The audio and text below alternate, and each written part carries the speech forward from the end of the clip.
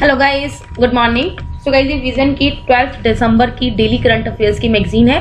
तो गाइस, आप देख रहे हैं जो हमारी पेंडिंग मैगजीन्स हैं, अब वो सिर्फ 3 ही बची हैं। दैट इज द 13 एंड 14 की, 15 और 16 की, वो भी मैं कल में खत्म करती हूँ।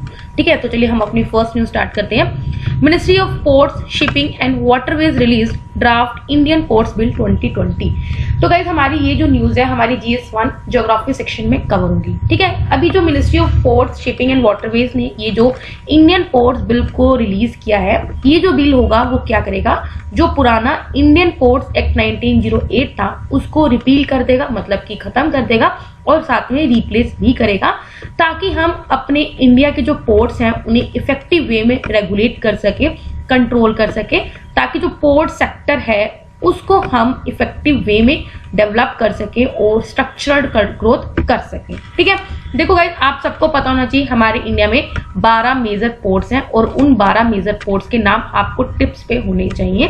ठीक है, कांडला मुंबई, जवाहरलाल नेहरू पोर्ट ट्रस्ट मोरमुगांव, ठीक है, न्यू मैंगलोर, कोचीन, टुटिकोरिन, चेन्नई, एन्नोर, विशाखापट्टनम, पारादीप एंड कोलकाता। ठीक है, आपको थोड़ा इसका लोकेशन भी पता होना चाहिए कि कौन सा नॉर्थ में थोड़ा पड़ता है, कौन किसके साउथ में पड़ता है, क्योंकि थोड़ा ये कभी कभी ऐसे बोल देते हैं कि नॉर्थ टू साउथ में लगाओ।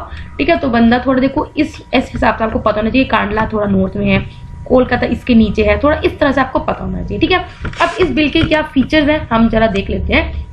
एक central maritime port regulatory authority होगी जो क्या करेगी, स्टेट मैरीटाइम बोर्ड और जो कुछ शेड्यूल्ड पोर्ट्स हैं उनको क्या करेगी, रेगुलेट करेगी। अब इसका एम यही है कि हम क्या चाहते हैं कि इंडियन मैरीटाइम और पोर्ट सेक्टर में ज्यादा से ज्यादा लोग इन्वेस्ट करें, और उसको हम वो कैसे इन्वेस्ट करेंगे, through creation of improve comprehensive regulatory framework, ताकि हम जो एग्जिस्टिंग पोर्ट्स हैं उनको हम अच्छे वे में मैनेज कर सके, या फिर जो न्यू पोर्ट्स को हम क्या कर सके, क्रिएट कर सके। इसके अलावा क्या होगा, मैरीटाइम पोर्ट्स ट्रिब्यूनल और मैरीटाइम पोर्ट अपीलेट ट्रिब्यूनल को हम क्या करेंगे, क्रिएट करेंगे। इसके अंदर क्या होगा, इनका काम यही होगा कि अगर पोर्ट सेक्टर में कोई भी ऐसी प्रैक्टिसेस करता है जो कि एंटी कॉम्पिटिटिव प्रैक्टिसेस हैं, उनको क्या करेगा, कर्व करेगा। देखो, हर एक सेक्टर में क्या कॉम्पिटिशन बना रहना चाहिए। अगर कॉम्पिटिशन नहीं बना रहेगा तो क्या आएगा, जो एक जो सेक्टर होगा उसकी मोनोपोली हो जाएगी, या फिर जो भी एक जो रेगुलेटर होगा उसकी मोनोपोली हो जाएगी। तो इस प्रैक्टिसेस को कर्व करने के लिए हम इन दो ट्रिब्यूनलों का क्या करेंगे, फॉर्मुलेट करेंगे। इसके अलावा नेशनल पोर्ट पॉलिसी का फॉर्मुलेशन किया जाएगा। जो नेशनल पोर्ट पॉलिसी को हम फॉर्मुलेट करेंगे वो हम स्टेट गवर्नमेंट से कंसल्ट करके करेंगे, और साथ में मैरीटाइम पोर्ट रेगुलेटरी अथॉरिटी के साथ कंसल्ट करेंगे, ताकि हम पोर्ट्स को सस्टेनेबल वे में क्या कर सके, डेवलप कर सके। अभी जो MPRA होगा, that is the maritime port regulatory authority, ये क्या करेगा, नेशनल पोर्ट प्लान को प्रिपेयर करेगा एज पर नेशनल पोर्ट पॉलिसी, मतलब कि उन्हीं की कंप्लाई करके ही नेशनल पोर्ट प्लान को बनाया जाएगा। इसके अलावा हम क्या करेंगे, अभी तक इंडिया जिस भी कन्वेंशंस का, जिन भी प्रोटोकॉल्स का पार्ट है या जिसमें इंडिया मेंबर है, वो उसके साथ कंप्लाई करेगा, ताकि हम पोर्ट्स को में सेफ्टी, सिक्योरिटी, पोल्यूशन कंट्रोल ये सब इंश्योर करा सके, और उनके जो हमारे जो स्टैंडर्ड्स और सस्टेनेबिलिटी है उनको इंश्योर करा सके। ठीक है, we will incorporate all up to date conventions protocols to which India is a party. देखो गाइस, अगर हम किसी इंटरनेशनल कन्वेंशन या प्रोटोकॉल का मेंबर होते हैं, इसका एम यही होता है कि हम उस कन्वेंशन के जो रूल्स रेगुलेशन के साथ कंप्लाई करें। ठीक है, तो इसमें यही होगा कि हम अपने डोमेस्टिक इंडिया में जो भी हम पोर्ट्स को बनाएंगे या उसका जो भी इंफ्रास्ट्रक्चर क्रिएट करेंगे, उसको हम कन्वेंशन और प्रोटोकॉल के अकॉर्डिंग ही करेंगे। ठीक है, मिनिस्ट्री ने अभी रिसेंटली रिलीज किया है ड्राफ्ट मर्चेंट शिपिंग बिल 2020, और साथ में कोस्टल शिपिंग बिल 2020 को भी ड्राफ्ट किया है, ताकि हम हमारी जो शिपिंग इंडस्ट्री है उसकी ग्रोथ को क्या कर सके, प्रमोट कर सके। ठीक है, तो गाइस, आई होप आपको समझ में आया होगा। नेक्स्ट न्यूज पढ़ते हैं। India Uzbekistan ink 9 agreements to further cooperation. देखो गाइस, हम काफी टाइम से पढ़ी जा रहे हैं, कभी इंडिया ऑस्ट्रेलिया हो रहा है, कभी इंडिया वियतनाम हो रहा है, आज इंडिया उज्बेकिस्तान हो गया। ठीक है, कल हमने इंडिया UK भी पढ़ा था। ठीक है, कि UK भी चाह रहा है कि क्वाड कंट्रीज में उसको हिस्सा मिले। ठीक है, तो ये जो न्यूज है वो GS2 इंटरनेशनल रिलेशंस में कवर होगी। ठीक है, अब देखो एग्रीमेंट होगा, किस किस में एग्रीमेंट हुआ, जरा हम देख लेते हैं किस एरियाज में इंक्लूड हुआ है। एक तो न्यू एंड रिन्यूएबल एनर्जी। देखो, आपको पता है रिन्यूएबल एनर्जी काफी इमर्जिंग टॉपिक है, बिकॉज कार्बन एमिशंस कितने बढ़ रहे हैं और पेरिस एग्रीमेंट को सबको क्लाइमेट कंप्लाई करना है। डिजिटल टेक्नोलॉजीज पे cyber security, community development projects और इंफॉर्मेशन किस तरह से शेयर कर सके and the movement of goods, इन सब पे एग्रीमेंट को साइन किया गया। उज्बेकिस्तान इंडिया की एक की कंट्री है, और क्योंकि आपको पता है सेंट्रल एशिया रीजन, आपको पता जो उज्बेकिस्तान है वो सेंट्रल एशिया रीजन में पड़ती है, तो आपको पता है अगर आपको यूरोप की तरफ जाना है तो सेंट्रल एशिया रीजन से होके ही जाएगा, तो हमें भी एक पाथ मिलता है, तो इसलिए इंडिया के लिए उज्बेकिस्तान एक मतलब कि इंपॉर्टेंट कंट्री है, we can't ignore that country, simple बात है। अब हमारे लिए इंडिया के लिए सिग्निफिकेंस क्या है सेंट्रल एशिया रीजन का, देखो सबसे पहले कनेक्टिविटी, अभी आपको बताया कि जो सेंट्रल एशिया रीजन है वो यूरेशियन कॉन्टिनेंट के मिडल में पड़ता है, और इससे क्या है जो इंडिया का एम है कि यूरोप के साथ कनेक्टिविटी बना सके, तो ये जो हमारा इंडिया का गोल है वो पूरा हो सकता है। इसके अलावा क्या है सेंट्रल एशिया रीजन से काफी इकोनॉमिक अपॉर्चुनिटीज बहुत है, ये काफी हाई कंज्यूमर मार्केट है for a different range of goods and services जो इंडिया प्रोवाइड कर सकता है, ठीक है। ऑल्सो जो सेंट्रल एशिया रीजन है इसके पास काफी रिच है इन आयरन और coal, oil, gas, gold, lead, zinc, molybdenum, uranium, तो ये कहीं ना कहीं क्या है इस मतलब कि सेंट्रल एशिया रीजन से इंडिया में काफी इन्वेस्टमेंट आ सकता है इन दिस फील्ड, ठीक है। इसके अलावा क्या है एनर्जी सिक्योरिटी, क्योंकि सेंट्रल एशिया रीजन में भी हमने देखा कि इसके बाद पेट्रोल और नेचुरल गैस के बहुत ज्यादा रिजर्व्स हैं जो हमारी इंडिया की एनर्जी सिक्योरिटी के लिए बहुत ज्यादा हेल्पफुल है। इसके अलावा क्या हमें रीजनल पीस और स्टेबिलिटी भी इंश्योर करना है, ठीक है। अगर इस रीजन में कहीं भी इंस्टेबिलिटी होती है सेंट्रल एशिया रीजन में, वो डायरेक्ट इंडिया की इंटरनल सिक्योरिटी को इम्पैक्ट करेगी, और इंडिया के जो ओवरसीज प्रोजेक्ट मतलब डिफरेंट कंट्रीज में जो प्रोजेक्ट चल रहे हैं उनको भी क्या करेगी डायरेक्ट इम्पैक्ट करेगी, स्पेशली जो टापी पाइपलाइन है, ठीक है। आप मुझे बताओगे टापी पाइपलाइन कौन कौन सी कंट्रीज को कनेक्ट करती है, ठीक है। TAPI इसमें ही चारों कंट्रीज के नाम लिखे हैं, पर आप मुझे कमेंट करोगे, ठीक है। अब चैलेंजेस क्या है, चैलेंजेस यही है, आपको पता है चाइना का इन्फ्लुएंस बढ़ रहा है, जैसे one belt and road initiative है, ठीक है। साथ में क्या है इंडिया मतलब कि लैक ऑफ एक्सेसिबिलिटी, क्योंकि इंडिया अपने फिजिकल बॉर्डर शेयर नहीं करता सेंट्रल एशिया, मतलब आपको पता होगा कि इंडिया सेंट्रल एशिया रीजन की जो 5 कंट्रीज हैं उसमें से किसी के साथ भी अपने बॉर्डर शेयर नहीं करता है, ठीक है। और डोमेस्टिक चैलेंजेस भी कुछ फेस कर रहा है, जैसे हमारा आपको पता है रिलीजियस एक्सट्रीमिज्म बहुत है, ठीक है, टेररिज्म बहुत है, तो ये कुछ रीजंस है जो कहीं ना कहीं मतलब कि चैलेंजिंग है। नेक्स्ट न्यूज पे पढ़ते हैं हम अपने लैंसेट सिटीजन्स कमीशन ऑन री imagining India's health system launched, ठीक है। तो गाइस अपना ये जो न्यूज है GS3 हेल्थ सेक्शन में कवर होगा, ठीक है, अंडर साइंस एंड टेक्नोलॉजी, ठीक है। अभी देखो ये क्या है इंडिया हेल्थ सिस्टम, ये क्रॉस सेक्टर इनिशिएटिव है ताकि हम एक अपने सिटीजन्स का रोड मैप बना सके किस तरह से वो यूनिवर्सल हेल्थ कवरेज को अचीव कर पाए अगले 10 साल में। देखो आप सबको पता होगा यूनिवर्सल हेल्थ कवरेज है क्या, देखो हम सबसे यही बोलते हैं यूनिवर्सल हेल्थ कवरेज का मतलब होता है कि हर एक बंदा क्या हेल्थ सर्विसेज को असेस कर पाए जब उसको जरूरत, लाइक अगर आपको आज कोल्ड कफ हुआ है तो एटलीस्ट आपके पास अपॉर्चुनिटी हो कि आपके बगल में डॉक्टर हो कि आप वहां तक जा सको, ठीक है, जब भी उन्हें चाहिए, when and where they need. आपको पता है रूरल एरियाज में क्या है वहां पे डॉक्टर्स नहीं होते, तो जब उन्हें चाहिए वो वहां पे नहीं मिलता, मतलब कि उनको या तो बहुत दूर जाना पड़ता है। तो यूनिवर्सल हेल्थ कवरेज का मतलब यही नाम से समझ में आ रहा है कि यूनिवर्सली हम हेल्थ को कवर कर सके आइदर इन रूरल एरिया और मैनी और अदर एनी बैकवर्ड एरिया, ठीक है, जहां भी उन्हें चाहिए वहां उनको मिल सके विदाउट एनी फाइनेंशियल हार्डशिप, ठीक है। इसमें क्या हमें हेल्थ को प्रमोट करना है, prevention, treatment and rehabilitation and palliative care, ठीक है। अभी क्या है इस कमीशन ने कुछ गाइडिंग प्रिंसिपल रखा है कि हमें क्या कुछ करना है, यूनिवर्सल हेल्थ चेंज में कुछ चेंजेस लेके आना है, ठीक है, और वो तभी हो सकते हैं अगर हम एंगेज करें मतलब डिफरेंट जो इंटेलिजेंसी है कंसल्टेटिव और पार्टिसिपेटरी लोगों को एंगेज करें with the diverse sector involve in the health care, ठीक है। इसमें क्या होगा सिटीजन्स की जो मूवमेंट है it would also propel a citizens movement to demand the practical realisation of the aspiration of health as a fundamental right. आपको पता है राइट टू हेल्थ हमारा फंडामेंटल राइट है, तो अगर हम यूनिवर्सल हेल्थ कवरेज में कुछ स्ट्रक्चर चेंज करते हैं या फिर उसको अचीव करने के लिए कोई भी स्टेप लेते हैं तो ये कहीं ना कहीं हमारा एक फंडामेंटल राइट भी हमारा अचीव करने में क्या है एक हम कदम आगे जाएंगे, ठीक है। अब इंडिया क्या चैलेंज फेस कर रहा है कि वो क्यों नहीं यूनिवर्सल हेल्थ कवरेज को अचीव कर पा रहा है। सबसे पहले पब्लिक एक्सपेंडिचर बहुत कम है, ठीक है, हाई डिजीज प्रेवलेंस है, जेंडर इक्वालिटी के बहुत इश्यूज हैं, ठीक है, हेल्थ केयर डिलीवरी सिस्टम बहुत बेकार है, स्किल्ड ह्यूमन रिसोर्सेज की हमारे पास अवेलेबिलिटी नहीं है। अब आयुष्मान भारत स्कीम को इसलिए 2018 में लॉन्च की गई थी which is recommended by the national health policy 2017 ताकि हम यूनिवर्सल हेल्थ कवरेज को अचीव कर पाए। इसमें 2 कंपोनेंट्स हैं, अब आप देख सकते हो गाइस आयुष्मान भारत स्कीम बहुत इंपॉर्टेंट स्कीम है, जब भी आप पढ़ते हो इसको तो आप जितनी बार पढ़ोगे तो आप अपने जरा दिमाग में बैठा लेना कब लॉन्च हुई है 2018 में, किसका रिकमेंडेशन था नेशनल हेल्थ पॉलिसी 2017 क्यों हुई थी ताकि हम यूनिवर्सल हेल्थ कवरेज को अचीव कर सकें। इसके अंदर 2 कंपोनेंट्स हैं, 2 कंपोनेंट्स भी आपको याद होने चाहिए। एक तो हेल्थ एंड वेलनेस सेंटर है। हेल्थ एंड वेलनेस सेंटर में हम क्या करेंगे, डिजीज प्रिवेंशन और हेल्थ को प्रमोट करने के लिए हम near about 1.5 lakh health and wellness centres को क्रिएट करेंगे। अब वो कैसे करेंगे, या तो जो प्राइमरी हेल्थ केयर सेंटर्स हैं उनको हम क्या करेंगे, थोड़ा अपग्रेड करेंगे, या फिर जो एग्जिस्टिंग जो सब सेंटर है उनको हम क्या करेंगे, ट्रांसफॉर्म करेंगे into the health and wellness centre. इसके अलावा प्रधानमंत्री जन आरोग्य योजना, अभी हमने 2 दिन पहले भी पढ़ा था।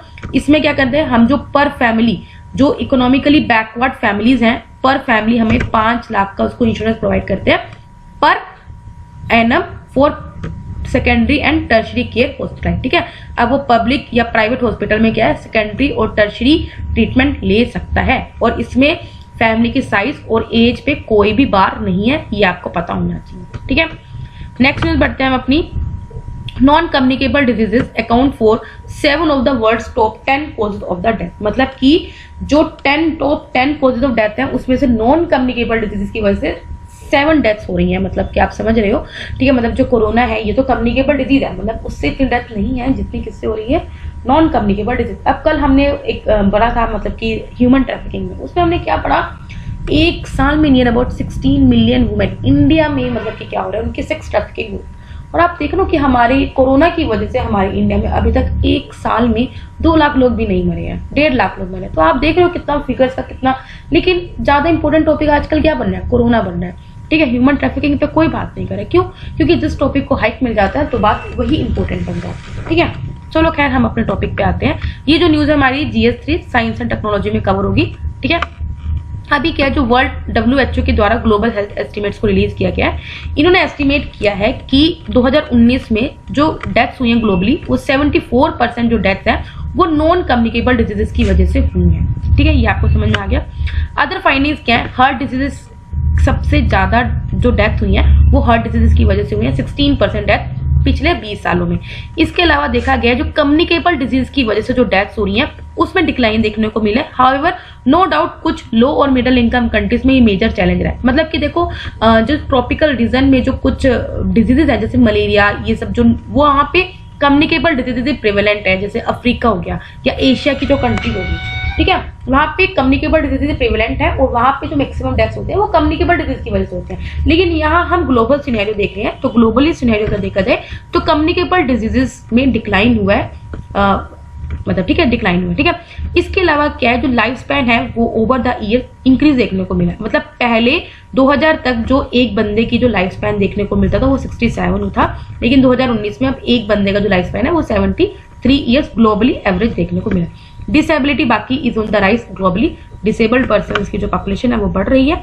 इसके अलावा क्या जो नॉन कम्युनिकेबल डिजीज है इसको आप क्रॉनिक डिजीज भी बोलते हैं, मतलब लॉन्ग टर्म चलती है, ये लॉन्ग ड्यूरेशन के लिए होता है। और ये क्यों होती है, due to the genetical reason, physiological reason, environmental and behavioural factors की वजह होते हैं। मेन टाइप जो नॉन कम्युनिकेबल डिजीज की आप सबको पता होगा, कार्डियोवैस्कुलर डिजीज होगी, हार्ट अटैक, स्ट्रोक हो गए, कैंसर हो गए, रेस्पिरेटरी डिजीज होगी, ठीक है, कुछ पल्मोनरी लंग्स से रिलेटेड कोई डिजीज, अस्थमा या डायबिटीज, ये सब होगी।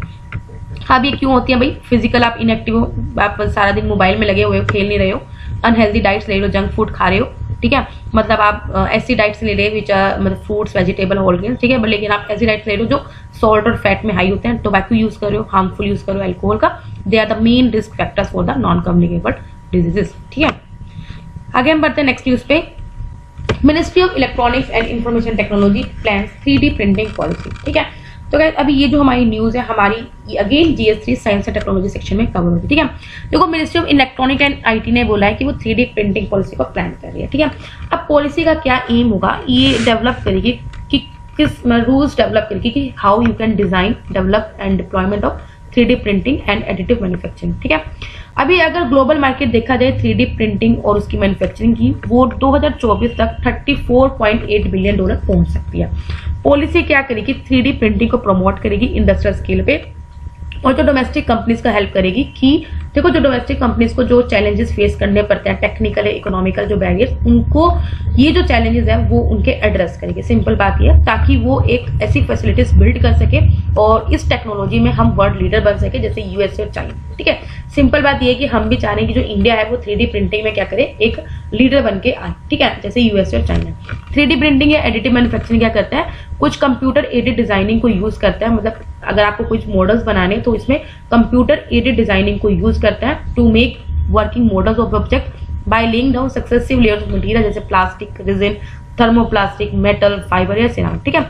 अब इस सॉफ्टवेयर की हेल्प से क्या करते हैं, मॉडल को प्रिंटेड किया जाता है वो कंप्यूटर के द्वारा, फिर उसको इंस्ट्रक्शन दी जाती है 3D प्रिंटर के द्वारा, ठीक है। 3D प्रिंटिंग ट्रेडिशनल मैन्युफैक्चरिंग से बिल्कुल अपोजिट है, मतलब कि जिसमें हम किसी को कट करते हैं मेटल के पीस को या प्लास्टिक को पीस को with a milling machine. Application क्या इन प्रोडक्ट्स का, मेडिकल सेक्टर में यूज कर सकते हो, ऑटो या एंसिलरी ऑटो सेक्टर में यूज कर सकते हो, मोटर स्पेयर पार्ट बिजनेस में यूज कर सकते हो, इलेक्ट्रॉनिक्स में तो यूज करोगे, प्रिंटेड सर्किट बोर्ड, इन सब में आप इसको यूज कर सकते हो, ठीक है। आप देख सकते हो इसका जो 3D प्रिंटिंग कोर्स है वो किस तरह से काम करता है, ठीक है। आगे हम बढ़ते अपनी छोटी छोटी न्यूज पे। Asia Pacific vaccine assess facility, अभी ये क्या है, Asia Pacific vaccine assess policy facility, ठीक है। देखो ये $9 बिलियन का इनिशिएटिव है जो एशियन डेवलपमेंट बैंक के द्वारा लॉन्च किया गया था, ताकि हम क्या कर सकें, जो डेवलपिंग कंट्रीज हैं उनकी हेल्प कर सके, ताकि जो कोरोना वायरस जो वैक्सीन आने वाला है वो उनको इजीली क्या कर सके, परचेज कर सके और डिलीवर कर सके। अब इस फैसिलिटी में क्या पार्ट्स कवर किए गए हैं, जैसे cold chain storage and transport, vehicle distribution infrastructure and also processing facility. मतलब देखो जैसे डेवलपिंग कंट्रीज है वो वैक्सीन को अगर अफोर्ड नहीं कर पाएंगे तो वहाँ के जो पॉपुलेशन है वो तो मर जाएगी, तो ऐसे नहीं कर सकते ना हम, तो उनको डेवलप करेगा कौन, एशियन डेवलपमेंट बैंक, उनको, ताकि वो कोरोना वायरस के वैक्सीन है उनको परचेज कर सके और डिलीवर कर सके। अब इसमें कुछ कंपोनेंट्स हैं, जैसे हर एक चीज प्रोवाइड करेगा, उनका वैक्सीन की स्टोरेज को प्रोवाइड करेगा, ट्रांसपोर्ट भी करेगा, व्हीकल इंफ्रास्ट्रक्चर ये सब प्रोवाइड करेगा। इसके अंदर 2 कंपोनेंट्स है, एक तो रैपिड रिस्पॉन्स कंपोनेंट है जो सपोर्ट करेगा क्रिटिकल वैक्सीन डायग्नोस्टिक को, वैक्सीन की परचेज को और वैक्सीन को ट्रांसपोर्ट करेगा, ठीक है। प्रोजेक्ट इन्वेस्टमेंट कंपोनेंट में क्या आएगा कि हम कुछ इन्वेस्टमेंट करेंगे सक्सेसफुल डिस्ट्रीब्यूशन में, delivery and administration of vaccine along with associated investment in building capacity.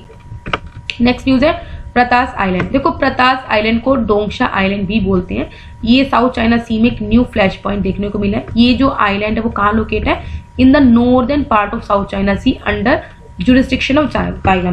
देखो सबसे पहले आपको ये पता होना चाहिए प्रतास आइलैंड किसकी जुरिस्डिक्शन में है, तो आपको पता चलेगा ताइवान की जुरिस्डिक्शन में, और कहाँ पे है, ये साउथ चाइना सी में ही है। रिसेंटली एक्सपर्ट्स ने वार्निंग करी है कि जो चाइना का अटैक है वो यहाँ पे हो सकता है, चाइना मतलब कि प्रतास आइलैंड को कैप्चर करने के लिए अटैक कर सकता है, और अगर चाइना ने प्रतास आइलैंड को कंट्रोल कर लिया तो जो आइलैंड होगा इट कोड, मतलब कि इस आइलैंड को यूज करके चाइना क्या कर सकता है, यूएसए को मॉनिटर कर सकता है और किसी और कंट्रीज के शिप्स और एयरक्राफ्ट को भी मॉनिटर कर सकता है, जो भी अगर साउथ चाइना सी में एंटर कर रहा है फ्रॉम द पैसिफिक ओशन, ठीक है। आगे है शहतूत डैम।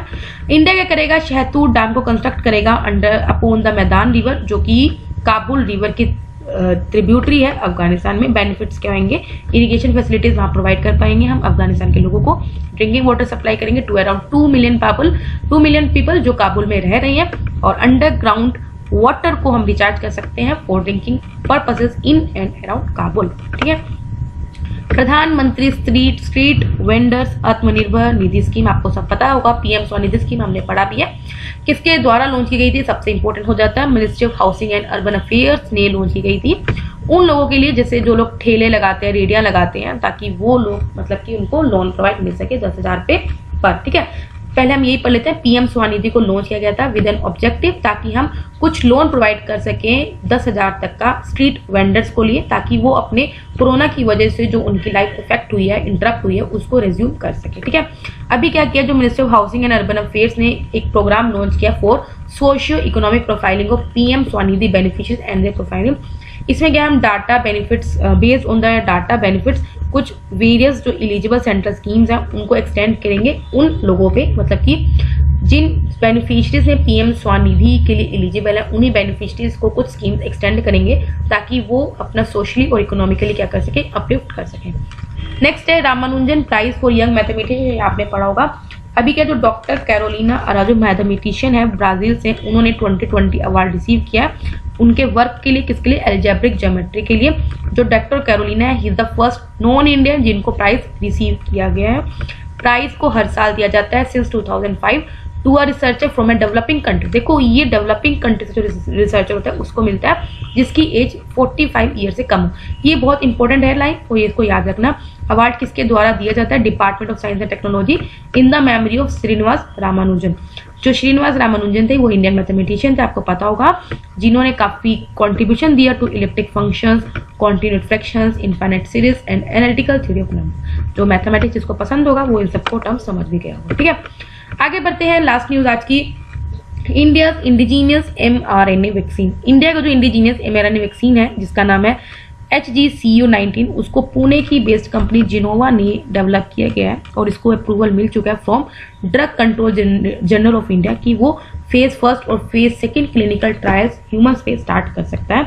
जो mRNA वैक्सीन है वो कैरी करता है कुछ molecular instruction to make the protein in the body, मतलब कि किस तरह से बॉडी में प्रोटीन बनेगा वो वैक्सीन में उस इंफॉर्मेशन होगी through a synthetic RNA of the virus. जो होस्ट बॉडी होगी वो क्या करेगी, उस वायरल प्रोटीन को प्रोड्यूस करेगी और उसको रिकॉग्नाइज करेगी और then thereby making the body mount and immune response against the disease. ठीक है, तो गाइस यहाँ पे मैंने जो 12 दिसंबर के डेली करंट अफेयर्स थे वो कंप्लीट करवा दिए। अगर आपको पसंद है लाइक करना, कोई डाउट हो कमेंट करना। तब तक के लिए बाय बाय, टाटा।